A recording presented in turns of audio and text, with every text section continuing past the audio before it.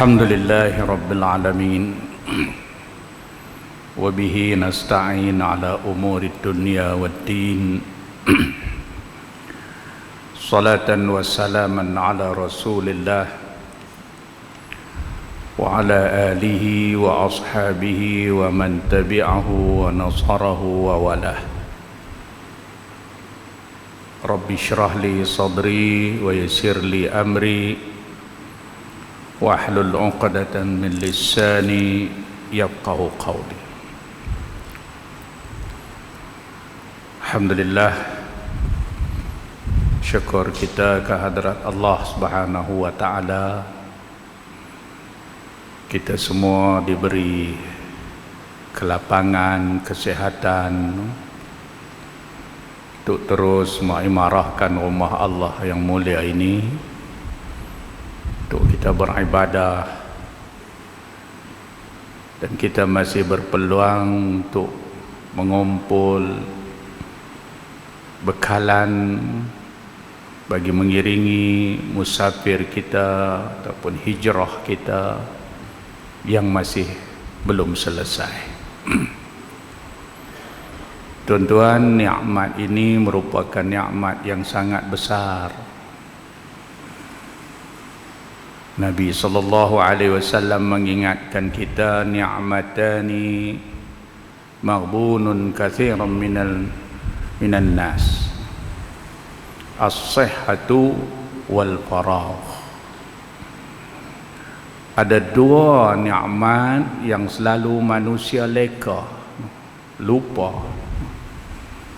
Yang pertama, as-sihhatu, sehat. Yang kedua, wal faragh, masa lapang. Dua nikmat ni ramai manusia sia-siakan waktu Allah Ta'ala bagi nikmat tu kepada mereka. Satu, sehat. Masa sehat, dia lupa apa yang patut dia cari dalam hidup yang Allah bagi pada dia. Waktu sehat digunakan kepada perkara-perkara yang tidak memberi manfaat bagi dia, baik dunia maupun akhirat.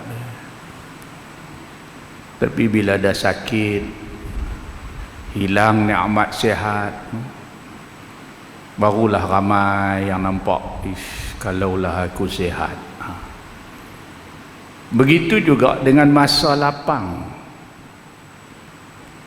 Masa lapang, tuan-tuan, ramai orang leka dan dia tidak menggunakan kesempatan tu untuk mencari keperluan untuk diri dia, yang dia hanya boleh cari ketika Allah bagi nikmat hidup kepada dia. Nabi kata, ni'matani maghbunun katsiran minan nas.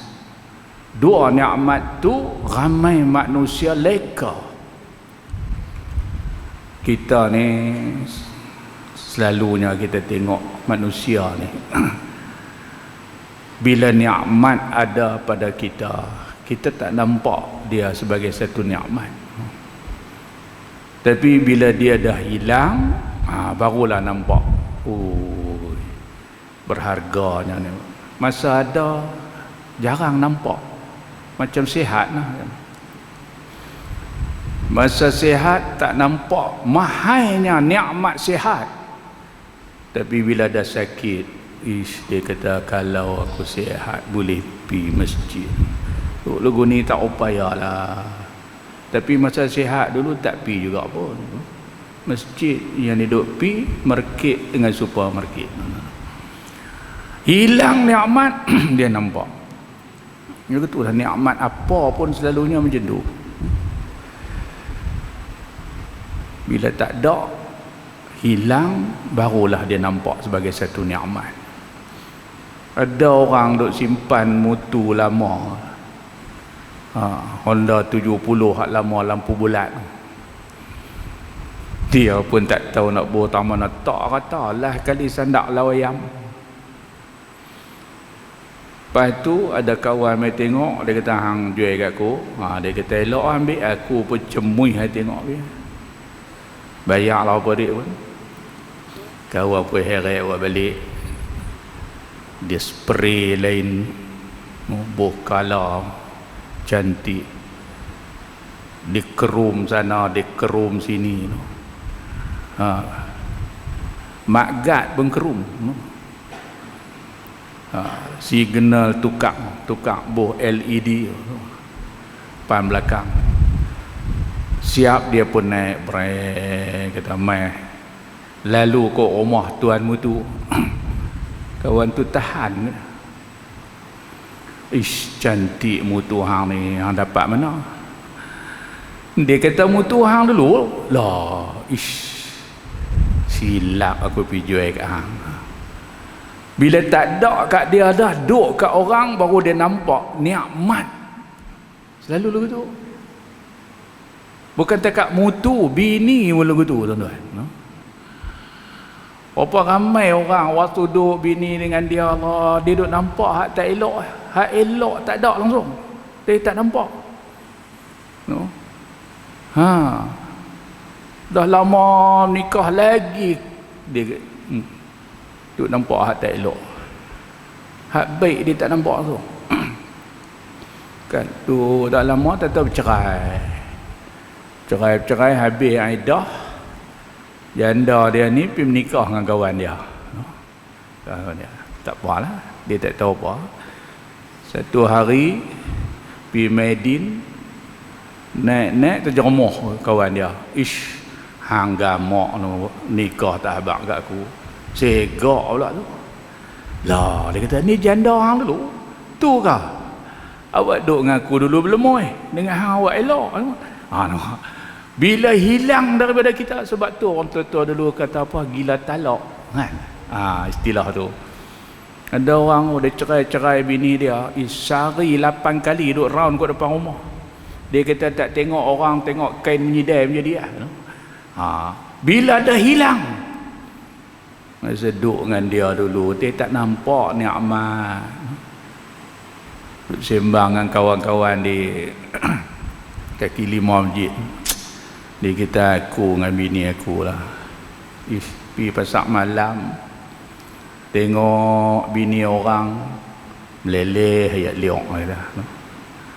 Tengok bini kita sendiri meleleh ayat mata. Celakui tuan-tuan.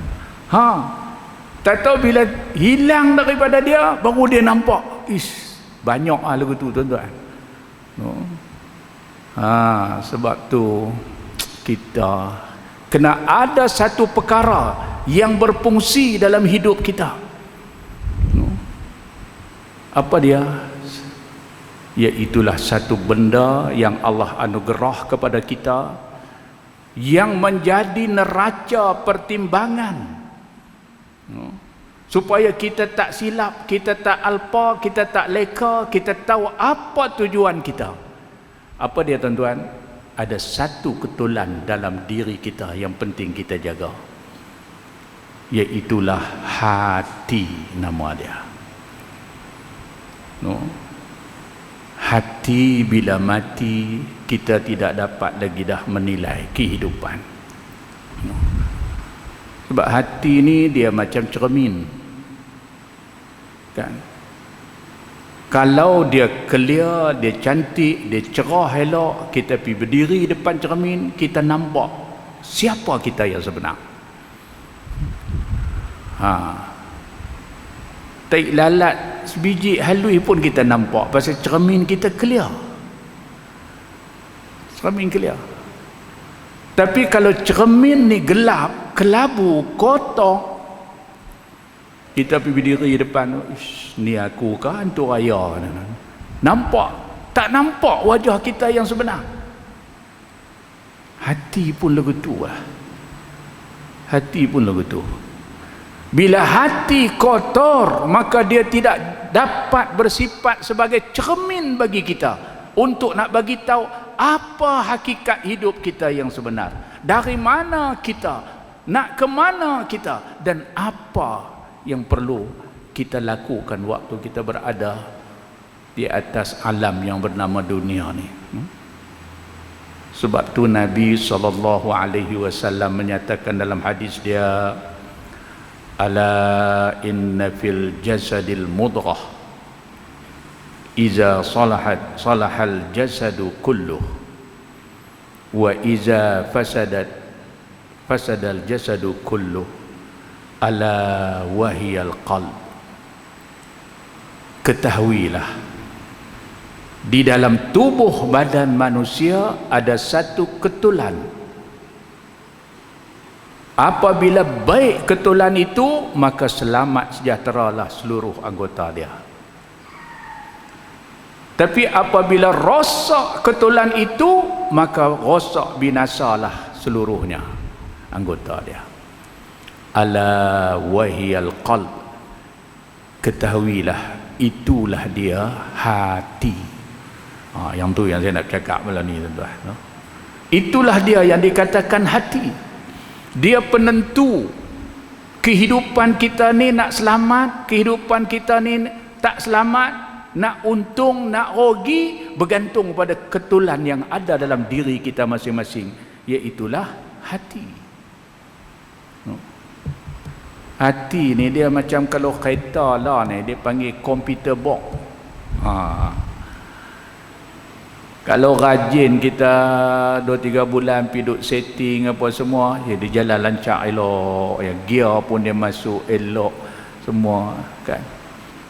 Tapi kalau dan komputer ni gelong, kita duk bawa, tak tahu dia menyala hak minyak hitam, tak tahu menyala hak enjin, dia jadi gelong, kena pergi set lain kan. Sebab tu kereta-kereta hak lah ni kalau masuk air pi dia pi tan komputer box tu habis, dia tak ada function dah semua, dia tak tahu dah nak hala kot mana kan. Begitulah kita dengan hati yang ada dalam diri kita ni. Inilah penentunya yang menunjuk arah kepada kita yang betul ke tak betul ke. Tuan-tuan, yang boleh bagi kita nampak nikmat dan apa tujuan hidup yang Allah Subhanahu wa taala beri kepada kita. Dan dia gelong, tuan-tuan. Macam kita jadi macam hak Nabi sebut tadi kan. Dua nikmat tadi. Satu nikmat sihat, hanyut, dia tak tahu apa nak cari, duk hora seronok. Mai accident patah pat, duk di rumah nak jalan pergi tak boleh, tengok orang pergi masjid meleleh air mata. Isaku kalau sihat boleh pergi dengan dia. Dulu masa sihat pergi juga, dia duk pergi juga, tapi pergi tak berhenti. Tak ada, pergi masjid tak berhenti, pergi masjid dia terus, tu pergi tak berhenti kan. Mai sakit dia baru nampak semua nak buat, sebelum tu hilang. Sebab komputer box dia rosak. Masa lapang, berapa ramai orang buang ni masa lapang. Boleh buat ibadat, boleh buat kebajikan, boleh cari amalan, bekalan untuk mengiringi dia, dia tak cari. Tapi bila habis masa ni baru dia nampak. Sebab sebelum tu hati dia tak bersifat sebagai cermin untuk diri dia, siapa dia dan apa dia patut cari. Ada orang lagu ni, tuan-tuan, Allah sebut dalam Quran. Ada orang hamba-hamba Allah ni yang bila Allah nak cabut nyawa dia, sampai dah masa dia, Tuhan nak cabut, malaikat maut pun mai, elok dia nak rentap saja, dia mohon merayu kepada Allah. Kata dia, qala rabbi laula akhartani ila ajalin qarib fa asaddaqa wa akum minas salihin. Ya Allah, ya Tuhanku, tempuhkanlah, lewatkanlah kematian aku ini sekejap lagi, jangan bagi mati lagi, bagi hidup sat lagi. Dia nak buat apa? fa as-saddaqa, aku nak bersedekah ya Allah, bagi saat lagi. No, masa punya lama boleh sedekah Allah bagi kat dia, dia tak nampak waktu itu harta dia boleh tolong dia, harta dia boleh jadi bekalan dia dengan bersedekah, wakaf dan sebagainya. Dia tak nampak, tapi malaikat nak tarik baru. Dulu masuk masjid sampai tersepak tuang derma bergulin, bergolek tuang derma, tak bubuh. Marah lagi ada mereka jatuh kuasa masjid, bubuh tepi pintu, bubuh lah tanggung orang nak masuk bayar, bubuh dah. Mai waktu ni dia minta ke Allah bagi saat tu, masa tu masa dia duduk beletiak tu, masa tu komputer dia rosak, dia tak nampak.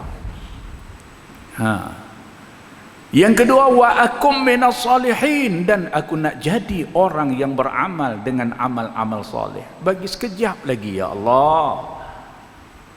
Dulu Tuhan bagi hidup sampai 6-70 tahun boleh buat amal soleh, dia tak buat. Yang dia duk buat amal mak saleh. Amal soleh tak ada. Tuan-tuan ni manusia ada. Lalu apa jawab Allah atas permintaan dia? wala yuakhirallahu nafsan iza jaa ajaluha. Allah tidak melewatkan kematian seseorang bila sampai masa dia, ajal dia. Jalanlah, ada lah, tak ada. Tuan-tuan, ni akibat hati kita waktu hidup gagal berfungsi sebagai raja. Kalau kita baca dalam kitab tasawuf, dia panggil hati ini raja yang memimpin segala anggota ke jalan yang benar. Dia dah gelong, dia dah, kalau cermin dia ibarat dah kotor. Maka sebab tu hati itu dah, ataupun dipanggil hati sudah mati sebelum dia mati. Yang ni yang kita takut. Tuan-tuan yang dirahmati Allah sekalian, mai kita tengok, saya nak sedut daripada beberapa tanda hati seseorang itu mati.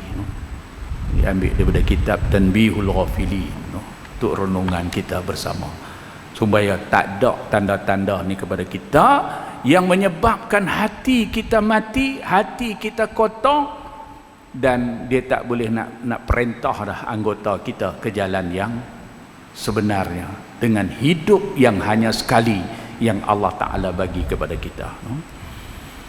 Antara tanda hati itu mati, satu,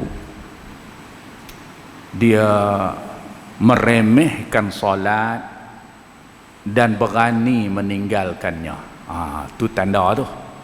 Jangan duk biar kalau ada kat kita. Tanda hati kita nak mati ataupun dah mati. Dia tinggal semayang ni, dia rasa tak bersalah. Dia rasa lagu tak apa. Lagu tak makan nasi, lagu tak minum mayang, dia rasa lagu tu aja. Dan dia buat apa nama meremeh, tinggal satu kemudian buat remeh. Kalau tak payah sembahyang. Tu tanda hati dia dah ada problem lah. Komputer dia nak gelong lah tuan-tuan. Kita ni saya yakin tuan-tuan dan puan-puan, alhamdulillah Allah bagi sehingga ke saat ni kan. Kita bila masuk waktu kita rasa tak senang, lagi tak semayang kita rasa buat apa pun rasa tak senang. Tuan-tuan yang ahli jemaah masjid ni lagi tak boleh main masjid, rasa cukup tak syok lah. Ini satu kurniaan Allah yang cukup mahal kepada kita tuan-tuan. Ada orang dia main jemaat saja pun dia rasa tak puas. Dia rasa tak puas dah nak banding dengan kawan aku, raya puasa, raya haji. Dia maat main juga, dia jadi begitu. Dan ada orang yang dia tinggal semayang, dia tak rasa bersalah. Dia tak rasa bersalah. Tak ada apa pun. Mai tak ada apa dia semayang, mai kalut sikit, mai kalut terima menantu. Mai masa tu lohong tu cukup jujur lah orang mai. Dia duk kira salam. Dia tak fikir nak semayang masa mana, dah tak fikir. Sampai adik dia main tegur ni, abang lohok masuk dah. Hang pergi sembahyang tinggal kat aku lah. Dia tengok kat dia, aku tak ada harap kat hang pun. Dia duduk dalam situ sampai asar. Ni petanda hati ada masalah. Berani tinggal solat, satu perkara yang sangat besar. Imaduddin, tiang agama, ra'sul ibadah. Yang kata solat, kalau hak ni pun hati ni rasa tak bersalah bila tinggal, itu alamatlah tanda hati dia sudah mati ataupun hampir mati. Tuan-tuan yang dirahmati Allah sekalian, jadi tengok bagaimana Nabi SAW tunjuk kepada kita bagaimana baginda waktu sakit, gering, demam, ketika nak wafat, dipapah perintah menantu dia Sayyidina Ali, Sayyidina Umar untuk pimpin dia untuk nak mari berjemaah masjid.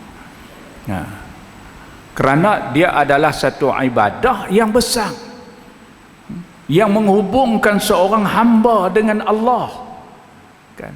Kalau ibadat ni hak besar ni pun hati kita rasa tak bersalah tinggal, itu tanda hati yang mati. Satu.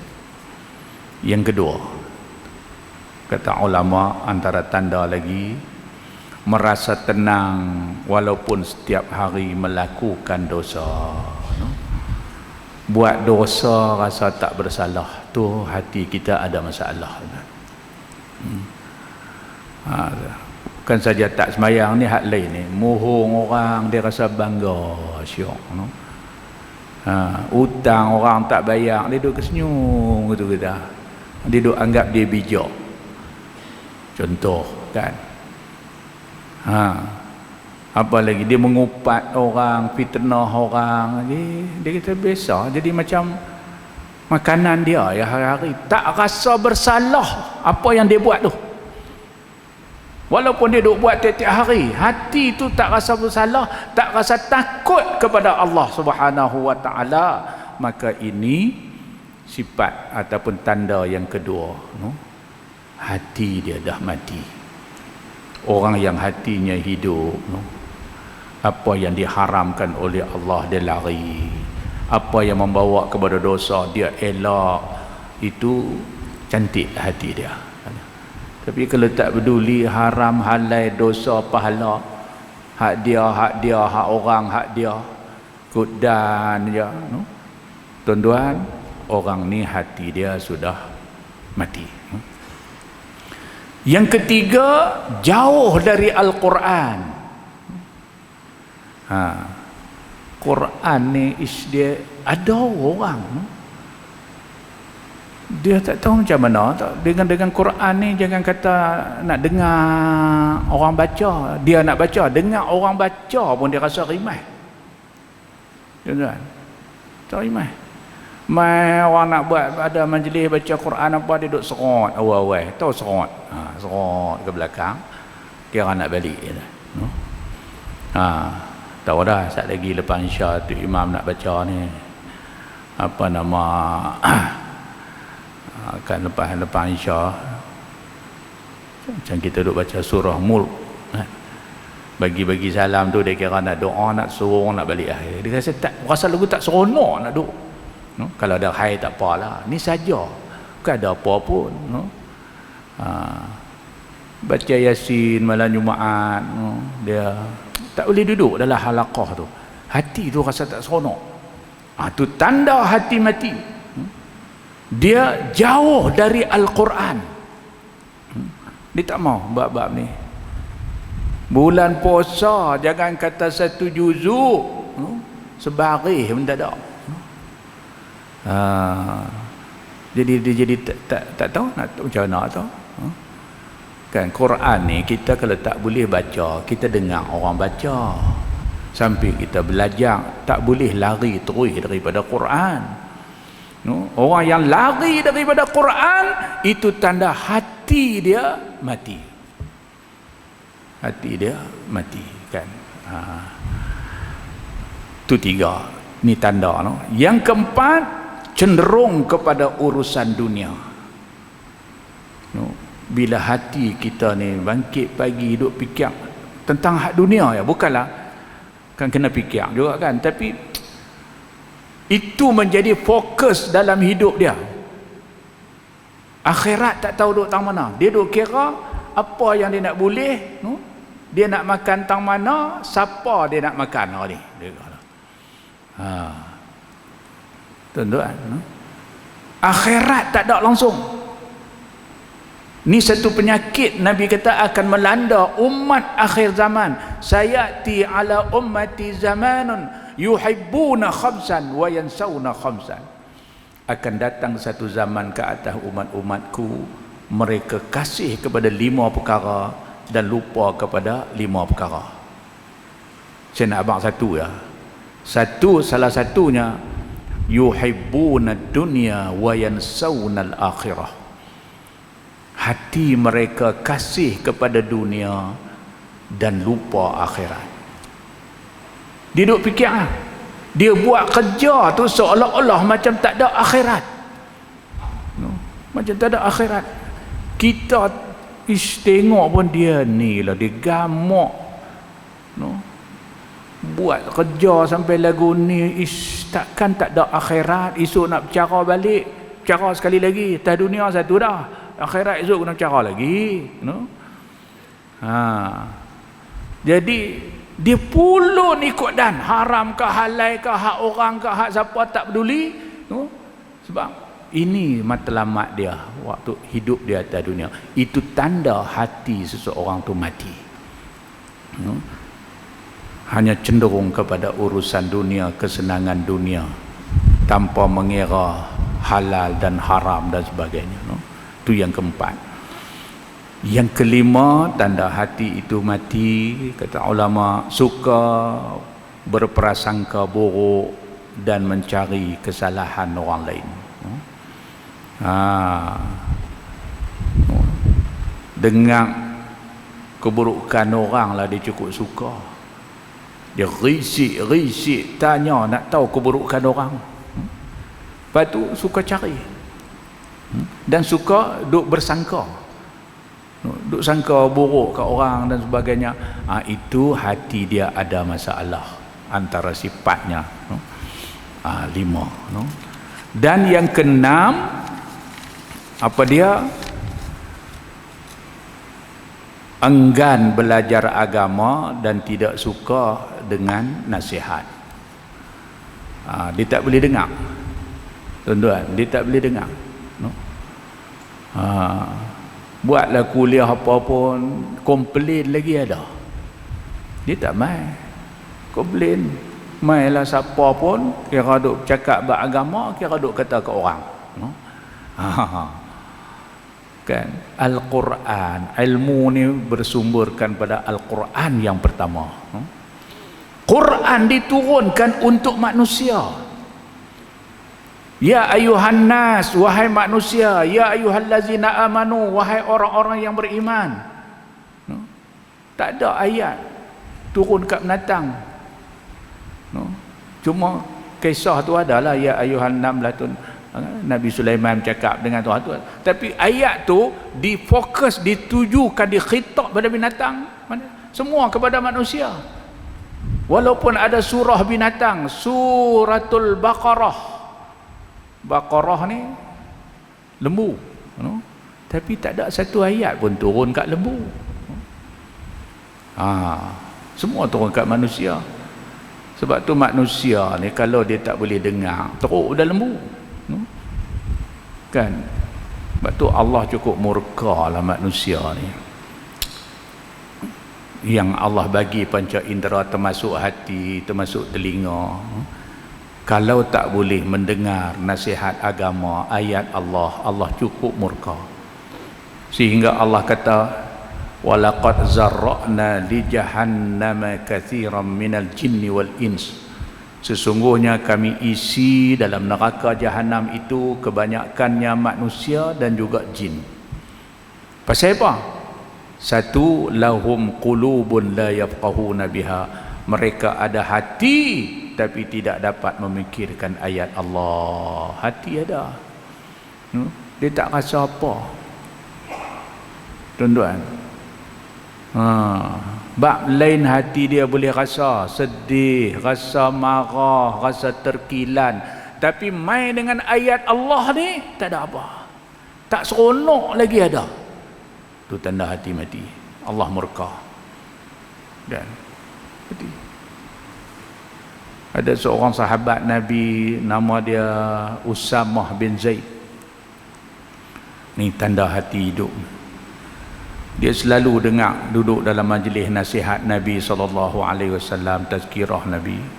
Tiap kali dia dengar, dia pasti menangis. Dan nampak wajah tu rasa takut apabila Rasulullah menceritakan tentang azab dan sebagainya. Mai satu hari dia duduk depan Nabi, dia tak rasa apa. Hati dia tak rasa apa. Dia terus pergi kat Nabi, lepas-lepas tu dia kata, ya Rasulullah, ashku ilaika qaswata qalbi. Aku nak mengadu pasal apa ni, hati aku keras hari ni. Pergi kat Rasulullah, pasal apa ni hari ni tak rasa apa dengan peringatan yang engkau berikan, tak macam selalu ya Rasulullah, pasal apa hati aku ni. Ni sahabat Nabi dulu, bila dengar nasihat agama tak menyentuh dia, dia susah hati. Mai zaman lah, mai dengar ceramah agama tersentuh, dia jadi sakit hati, dia terbalik. Tu perbezaan. Saya biasa ada pengalaman dulu lama, 20 tahun lebih lah, mula-mula ceramah. Ceramah ni 30 tahun lebih dah ustaz yang kata. Daripada muda sampai lah pun tak lah apa tua kan. Ada satu tempat dulu ni panggil ceramah apa tau, kita pun tulis dalam diri lah, awal panggil kat 2-3 bulan.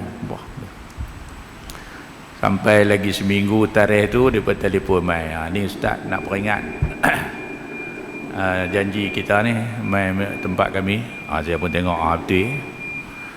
Cuma nak abang kat ustaz satu kan, kami mesyuarat nak minta lah ustaz, kalau boleh mai ceramah jangan kata kat siapa, jangan sentuh siapa-siapa.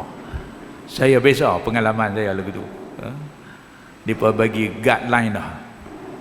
Habis tu saya kata nak cerita apa? Takkan nak cerita bab pertanian, saya tak erti, panggil lah pejabat pertanian punya orang. Nama saya tak boleh minta maaf lah. Tu ke ustaz?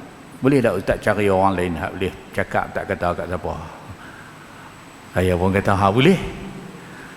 Telefon pergi ke Angkasa Puri RTM, jemput hamba Allah tu yang bila orang baca berita kan di penjuru kecil bawah tu, dia duduk buat tangan gitu.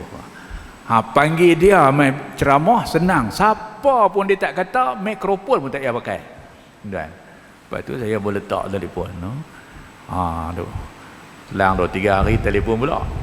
Ni ustaz, kami mesyuarat baliklah apa yang ustaz kata tu. Lah macam ni lah, ustaz mai lah ceramah, jangan sebut bab politik ya, nama parti, nama pemimpin jangan sebut. Saya kata hak tu boleh tahan, saya bukan orang politik, nak cakap apa bab tu saya pun tak erti. Sejaklah kata kat dia tu. Dululah ni cerita dekat 25 tahun dulu ni, tapi lah tak ada apa dah, orang dah faham dah kan. Ingat senang lah dulu zaman tu nak ceramah 25 tahun sudah. Puas kita punya duk pedok silap jahanam Tapi hari ni alhamdulillah pemikiran dah terbuka, orang nak yang benar. Tak kira siapa, nak hak benar, hak betul, yang tu kita nak pegang teguh. Tuan-tuan sekalian, jadi yang keenam ni, sifat yang keenam ni, dia tak seronok dengan nasihat-nasihat agama ni. Itu petanda hati mati. Tuan-tuan. Sebab tu Allah kata tadi, lahum qulubun la yafqahuna biha. Ada hati tapi tidak boleh merasa tentang kebesaran Allah. Yang kedua, walahum a'yunun la yubsiruna biha. Ada mata tak dapat tengok tanda kebesaran Allah. Yang ketiga, walahum azanun la yasma'una biha. Mereka ada telinga tapi tak nak mendengar ayat Allah, yakni nasihat Allah. Manusia tuan-tuan, Allah kata bila ada tiga ni, sebab hati dia tak berfungsi, anggota lain pun lingkup. Mata tak nampak, Allah tunjuk macam-macam kejadian yang dia tak nampak. Hebatnya Allah. Telinga tak mau dengar. Manusia bila tiga sifat ni ada pada dia, ulaika kal an'am, mereka itu seperti binatang, balhum adall, bahkan lebih sesat daripada binatang. Pasal apa Allah kata lebih sesat daripada binatang? Manusia ada hati, binatang juga ada hati. Silat-silat lagi besar hati dia daripada kita. Tu kita sembelih lembu korban, tengok hati tu dia boleh kerat 7 bagi panggu orang korban, tuan korban. Tapi hati dia tak berfungsi. Tak berfungsi. Tuan-tuan tengok orang tua-tua kita dulu, belah batas ni pun ada orang buat bendang tu. Dulu bukan pakai mesin, pakai tenggala. Tenggala dia lembu kerbau ni, dia pun ikat macam sisiang besar di belakang dia. Lepas tu bagi dia tarik, tuan dia duduk tibai belakang, tibai jalan, tibai tak dia berhenti, tibai lagi jalan. Tidak ni hang besar, hang kalih belakang terakam pergi kat tuan hadut tibai no. Tapi tak, ni hati lembu, dia tak rasa. Sebab tu manusia yang ada hati ni kalau tak dapat merasakan Allah tu maha besar, dia tak boleh takut ke Allah lebih teruk daripada binatang. Binatang patutlah dia tak ada akal, kan? Tuan-tuan, ada mata, lembu ada mata, tapi tak sama dengan mata manusia. Manusia dia boleh tengok, bila tengok kejadian Allah bagi. Allah cipta alam ni hebat, ada siang, ada malam. Allah turun bencana, banjir besar semua. Kita boleh nampak ini adalah keagungan Allah. Tapi kalau dia tak boleh nampak lagu tu, serupa dengan mata binatang. Ulaika kal an'am. Tuan-tuan, manusia ni dia kalau dia pi mata kita bawa kereta sampai traffic light merah, dia berhenti. Tuan-tuan biasa tengok sekawan lembu naik ke atas jalan, jumpa traffic light merah, dia berhenti, tunggu hijau dia jalan. Dah, dia ada mata tapi dia tengok isyarat tu, hijau, merah, kuning tu dia tak boleh baca.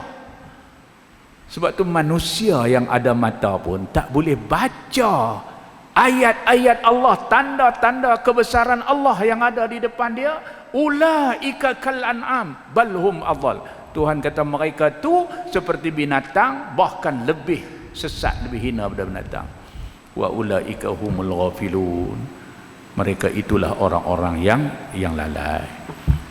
Dan ketujuh, tanda hati itu mati, tidak mau memikirkan mati dan azab kubur. Dia tak fikir bab ni. Bab ni seolah-olah macam tak berlaku, dia hanya mitos. Dia jadi begitu, kan? Sedangkan Allah kata wa kafa bil maut wal izzah, cukuplah mati itu sebagai nasihat. Tapi kalau ada manusia yang menyaksikan kematian, dia rasa macam dia tak mati, orang aja mati. Ni berat, ni problem hati dia dah rosak. Tuan-tuan, Rasulullah SAW bersabda, aku tinggal kepada kamu dua perkara, dua penasihat. Satu penasihat yang sering berkata-kata dengan kamu, yang kedua penasihat bisu. Dia bisu tapi dia nasihat kita. Lalu sahabat tanya, apakah dia penasihat yang sering berkata-kata dengan kita? Nabi kata, huwal Quran. Quran. Quran, tengok lagi kita baca, kita faham makna dia, dia duduk habang kat kita. Quran duduk habang kita, kan? Dia duduk nasihat kita. La taqrabuz zina, jangan kamu hampiri zina. Lagi kita baca, dia duduk bagi tahu, dia nasihat kita. Baik. Kemudian dia bertanya pula, apakah dia penasihat bisu? Nabi kata huwal maut, iaitulah mati. Tuan-tuan pergi tengok orang mati, pernah dia bercakap dengan kita? Kan kita pergi ziarah mayat, kita pergi berdiri depan dia, tak tahu dia buka mata, hang tunggulah, aku tahu dah, aku kena dah, dan dia mai jauh, tak tahu dah, hang tunggulah. Dia tak habaq kita duduk. Tapi kita pergi tengok, kalau dia habaq lagu tu pun orang lari habis tu imam apa tu imam, tapi kita pergi ziarah mayat kawan kita, dia ni umur segagan dengan aku, bayar dengan aku, daripada darjah 1 sampai darjah 6 kami satu kelas ni, umur sama. Aku pun rasa tak lama lah. Dia tak kata apa, dia kaku, tapi bila kita tengok kematian tu, kan, orang yang hatinya hidup dia dapat nasihat, kan tuan-tuan. Tapi kalau sampai mati pun tak boleh menasihatkan kita, itu tanda hati kita dah mati sebelum kita mati. Tuan-tuan yang dirahmati Allah sekalian, tu antaranya lah 7 tanda, 7 tanda orang yang hatinya mati, tak berfungsi. Elakkan daripada 7 benda ni. Kemudian apa pula sebab hati ni mati? Punca dia apa dia? Banyaklah dijelaskan oleh para ulama. Saya nak ambil satu yang disenaraikan oleh Hasan Al-Basri, seorang ulama sufi. Ibrahim Adham. Sebab dia satu hari dia lalu di pasar Basrah, orang pakat rumun dia. Tok guru mai ni kan, orang pakat tanya masalah. Di antaranya satu hamba Allah tanya, Tuan Syekh, apakah yang menyebabkan hati kita mati? Lalu Ibrahim Adham kata ada 10 perkara yang menyebabkan hati seseorang itu rosak, mati. Dan dia tanda-tanda dia yang 7 tadi yang kita habang. Punca dia apa dia? Pertama, kamu mengaku dan mengetahui Allah itu sebagai pencipta kamu, tetapi kamu tidak menunaikan haknya. Ini punca hati mati. Tadi tanda, kan? Dia tahu, kata siapa bagi jadi alam ni? Allah. Tapi hak Allah yang Allah suruh buat, suruh beriman, suruh takut kepada Allah, buat perintah Allah, tinggal larangan Allah, hak ni kamu tak tunaikan. Ni punca hati mati. Tuan-tuan, kalau orang tanya Tuhan ada tak? Mau ke tak ada? Kata, siapa bagi jadi alam ni? Allah. Dia tolong julah kita. Tapi hak Allah, hak sebagai hak Allah yang ada kepada seorang hamba tidak ditunaikan, ni menyebabkan hati kita akan mati. Satu. Yang kedua, kamu membaca kitab Allah tetapi tidak mengamalkan isinya. Baca, mengaji setiap malam, tapi tidak mengamalkan isi kandung kitab Allah dalam kehidupan kita. Tuan-tuan dan puan-puan, ini lama kelamaan punca yang menyebabkan mati seseorang itu, hati dia mati. Sebab tu kita bila dengar, kita mengaji, satu. Yang kedua, mujahadah dalam diri kita untuk mengamalkan apa yang kita dapat. Kita main duduk antara maghrib dengan isya, tiba-tiba kita dapat ilmu 3 benda, cukuplah, kan? Balik kita ubah diri kita kalau 3 perkara ni belum ada dalam diri kita, atau benda yang tak elok yang kita masih duk buat, kita tinggal. Itu tanda hati seorang tu hidup. Tapi kalau dia dengar syok, tapi dia duk lagu dia jugalah, duk mohong situlah, tak konti-konti. Jadi ini punca yang menyebabkan matinya hati. Baca kitab Allah tapi tidak mengamalkan isinya. Ketiga, kamu mengaku syaitan itu musuh, tapi kamu mengikut perintahnya. Mengaku syaitan ni iblis, syaitan tu. Tapi apa hak syaitan suruh dia duk buat? Kan? Dia tahu musuh, pi buat haji, dia punya lontang jamrat tu. Letak bismillahirrahmanirrahim. Wallah, bukan takat batu, ketul batu, kasut lagi pak angkat pungai. Balik mai jadi pengikut syaitan. Tahu syaitan itu musuh tapi mengikut perintahnya, kata Ibrahim Adham. Itu punca yang ketiga. Keempat, kamu mengaku menyintai Rasul sallallahu alaihi wasallam tapi meninggalkan sunnahnya. Sunnah Nabi tak buat. Maulud, selawat, zakat. Tapi sunnah Nabi tak ada dalam diri dia. Dia duk buat sunnah dia juga. Tak ada perubahan dalam diri dia. Tapi mengaku cinta kepada Nabi sallallahu alaihi wasallam. Sunnah dia, akhlak dia, peradaban Nabi yang ditunjukkan kepada kita, maka tak ada. Itu kata Ibrahim Adham, punca yang keempat. Kelima, kamu mengaku menginginkan syurga, adanya syurga dan dia pun nak syurga, tetapi tidak mengerjakan amal-amal yang akan membawa dia ke syurga. Kan? Tak buat. Syurga nak siang malam, nak syurga, ku nantimu di pintu syurga, tetapi amalan yang nak boleh bawa ke syurga tu dia tak kisah, dia tak rebut. Ni yang kelima, kata Hasan, kata Ibrahim Adham. Dan yang keenam, kamu takut kepada neraka tapi tidak menghindari diri daripada neraka. Jangan kita buat kerja ni.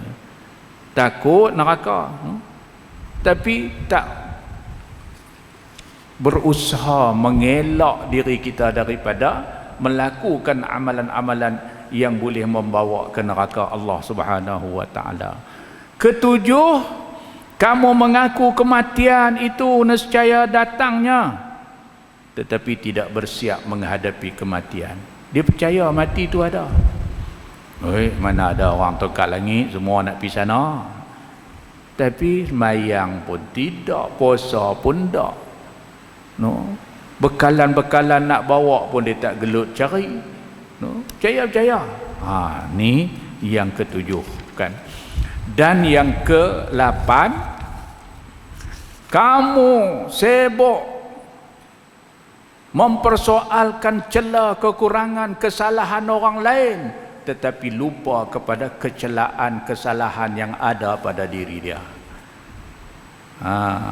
Kalau duk sembang bak aib orang, bak celah orang, kecelaan yang ada pada diri dia sendiri, dia tak pernah pun semak, tak pernah sembang, tak pernah dia tengok.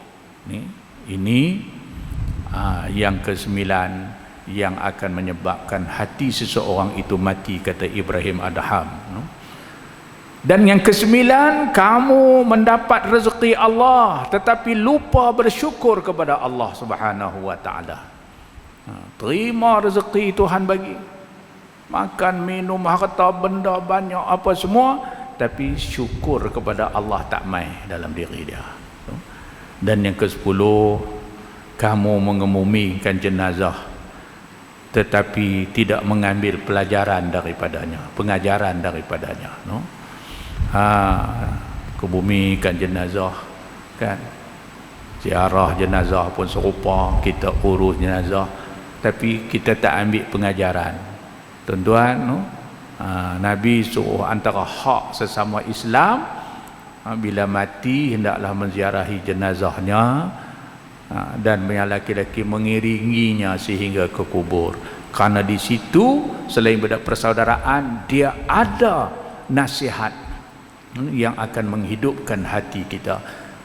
Tapi kalau duduk ke bumi orang aja macam kita kata tadi, dia tak dapat pengajaran, maka ini punca hati kita akan mati. Sebab mati ini satu nasihat yang sangat besar yang Allah kata. Tapi sampai kematian pun kita duk tengok tak boleh mengubah kita, maka itu adalah antara sebab 10 sebab, tuan-tuan, kata Ibrahim Adham, yang akan menyebabkan hati seseorang itu mati. Mudah-mudahan kita dapat memelihara diri kita, hati satu anugerah Allah yang sangat penting dalam kehidupan kita. Dialah punca nak bagi kita untung ataupun rugi di dunia dan juga akhirat Allah Subhanahu wa taala. Mudrah itu, iaitulah ketulan hati itu. Jadi saya ingat itulah 7 tanda hati mati dan 10 sebab kenapa hati mati. 10. Jadilah 7. Ingat 7, ingat 10 tu. Jadilah untuk renungan kita pada malam ini.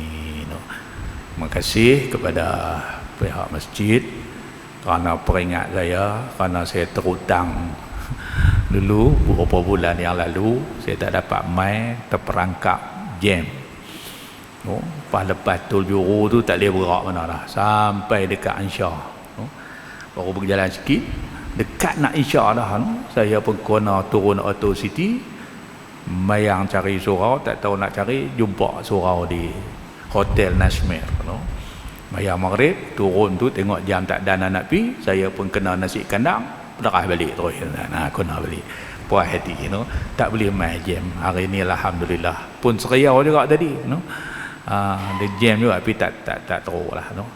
Jadi minta maaf lah, saya rasa malam ni saya dah bayar kerana tak boleh main dulu. Terima kasih banyak. InsyaAllah di lain kesempatan kita jumpa lagi. Wallahu a'lam. Bismillahirrahmanirrahim. Alhamdulillahirabbil alamin. Wassalatu wassalamu ala sayyidil mursalin wa ala alihi wa sahbihi ajma'in. Allahumma rabbana taqabbal minna innaka antas samiul alim. Allahumma arinal haqqa haqqan warzuqna ittiba'ah wa arinal batila batilan warzuqna ijtinabah. Allahumma ja'alna mimman yastami'una al-qawl fayattabi'una ahsanah. Rabbana atina fid dunya hasanah wa fil akhirati hasanatan wa qina azaban nar. Sallallahu ala sayyidina Muhammad wa ala alihi wa sahbihi ajma'in. Walhamdulillahi rabbil alamin. Taqabbalallahu minkum.